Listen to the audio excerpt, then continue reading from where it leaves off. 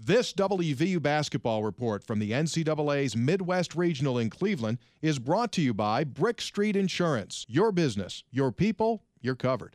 Here in Cleveland, the season comes to an end in the round of 16 for the Mountaineers as they get knocked off by the Kentucky Wildcats, a final score of 78-39. All of the things that we had heard about Kentucky came to fruition, and add on to that, Kentucky played extremely well and West Virginia didn't. Well, Tony, I think you just got off to that tough start. Didn't make shots, which has been a problem all year long, but then the defensive pressure was not a factor because of the length of Kentucky. And I don't know if Kentucky can play any better than what they did tonight, but they were super in every aspect of the game. Well, West Virginia misses shots. That means the Mountaineers were unable to set the press, and the turnovers never came for WVU. After it was over, Bob Huggins spoke with reporters. I think pretty much what I was afraid could happen. They shot the ball really poorly the last game, and they're too good to have probably back-to-back bad days shooting the ball. And they came out and made a bunch of shots.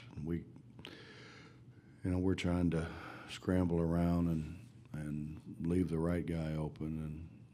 And they were aggressive. They took it to the basket. And we couldn't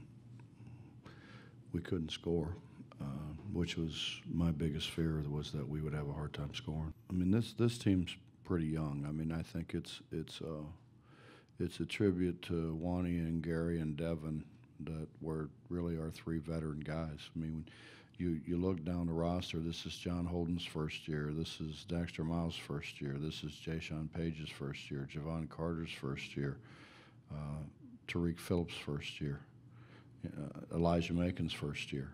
So, I mean, we've got a lot of young, inexperienced guys that are only going to get better, and I think certainly these 3 games to the tournament are going to make us better. We'll be more seasoned a year from now. 2 Mountaineer seniors end their careers here in Cleveland, Gary Brown and Juwan Staten. Staten, Jay, the only Mountaineer to finish in double figures. Well, and this is his first, after 5 years, his first NCAA tournament, Tony, and he wanted to play so well. He struggled from the field, but was able to get some scores up there. But this has just been a tough season with injuries and everything else. But I'm so happy for him that he got to the Sweet 16. And when it was over, he had a chance to reflect on his career here at WVU and this game. They came out with a lot of energy. They shot the ball. I watched a lot of film on them, man. That was probably the best I've seen them shoot the ball all year. They got the ball in the right places. They played great defense on us, which made it hard for us to even set up our defense because, we got to score in order to get in our defense. And they came down the other end, and they shot the ball well. I mean, at the end of the day, it's basketball. When you shoot the ball, it either goes in or it doesn't. I can't really explain why shots didn't go in.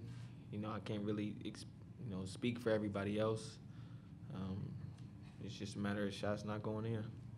And so it all comes to an end here in Cleveland. West Virginia ends the season at 25-10.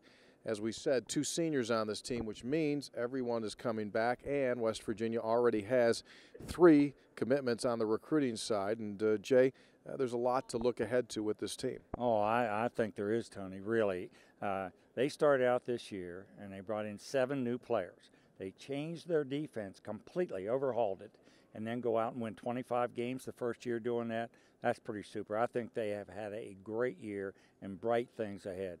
All right, so the Mountaineers fall here tonight against Kentucky, and that'll do it for Jay Jacobs. I'm Tony Caridi here on WVUSports.com. This WVU basketball report from the NCAA Midwest Regional in Cleveland has been brought to you by BrickStreet Insurance. Your business, your people, you're covered.